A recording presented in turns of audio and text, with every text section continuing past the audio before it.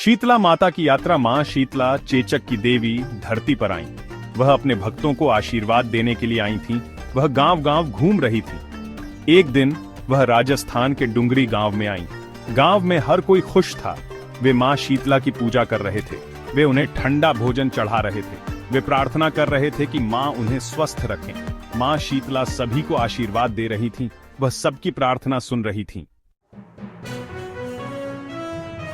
मां का दर्द, भक्त का प्रेम। अचानक एक घर से एक चीख सुनाई दी। एक गरीब कुम्हारण का हाथ जल गया था। उसके हाथ से उबलता हुआ चावल का पानी मां शीतला पर गिर गया। मां शीतला जल गईं। उन्हें बहुत दर्द हो रहा था, लेकिन उन्होंने कुछ नहीं कहा। वह जानती थीं कि कुम्हारण से गलती हो गई थी।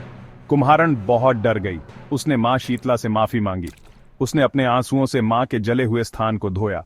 उसने महौलक से एक लेप बनाया और उस पर लगाया। दिव्य प्रकाशन और वरदान। मां शीतला कुम्हारण की भक्ति से प्रसन्न हुई। वह अपने असली रूप में प्रकट हुई। वह एक सुंदर देवी के रूप में थी। कुम्हारण मां शीतला के चरणों में गिर गई। उसने कहा, मां, मुझे माफ कर दो। मैंने अनजाने में यह गलती की है। मां शीतला ने कहा, मत डरो बेटी, मैं तुम्हारी भक्ति से प्रसन्न हूं। मैं तुम्हें वरदान देती हूं। तुम्हारा घर धन धान से भर जाएगा। शीतला माता का आशीर्वाद, मां शीतला का वचन सच हुआ। कुम्हारण का घर धन धान से भर गया। डुंगरी गांव के लोग मां शीतला की पूजा करने लगे।